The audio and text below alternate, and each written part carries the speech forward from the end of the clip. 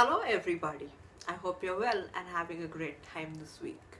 The topic for today's video is mother enmeshed men or men born to controlling mothers and the effects of the controlling mothers on their ability to form adult relationships.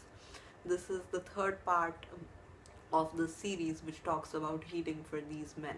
This is part 3B of the series, in which the previous two parts have talked about an overview of mother enmeshed men, and the second part has talked about the effects of mother enmeshed men. Let us look at healing in continuation with part 3A as to what these men need to do to heal. In order to heal, they will have to divorce their mother. Divorcing their mother means actually letting go of the toxic, inappropriate bond which was formed with their mother in childhood. So, as adults, when their mom makes any demands on them and they start to feel trapped, they will have to assert appropriate boundaries against feel trapped and let go of the inappropriate melding that they had with mom. The next thing they would need to do is move towards individuation.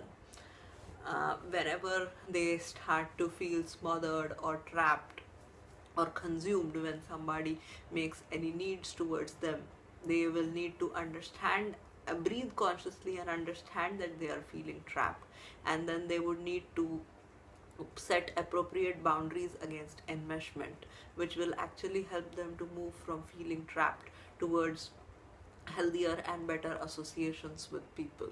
The third thing they will need to do is asserting their boundaries.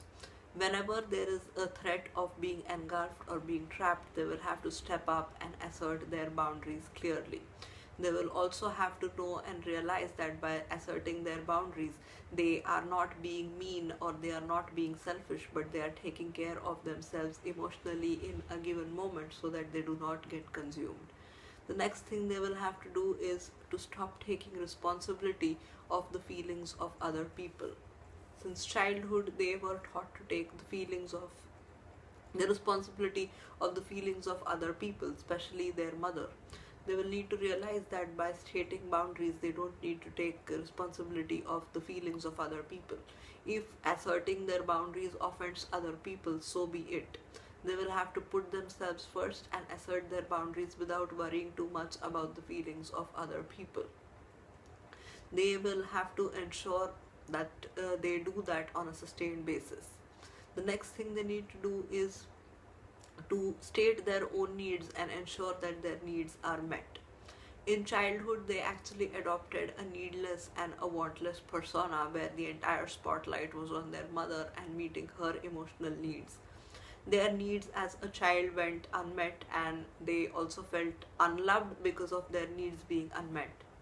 As adults, they have it in their power to state their needs in associations and also ensure that they are met. This will help them to have interdependent associations, both in friendships and in love. The last thing that they need to do is to hold themselves in high compassion and with a lot of empathy. They need to understand that all the wounds that they themselves have caused to their core have been out of sheer ignorance, because they did not know that they had been shamed and that they were not age appropriate for the role which had been thrust upon them. They would have to act very loving towards their inner child and continue to give it all the care that was not given to it in childhood. If they take all these measures and steps, they will be able to eventually heal and sustain and have better adult relationships.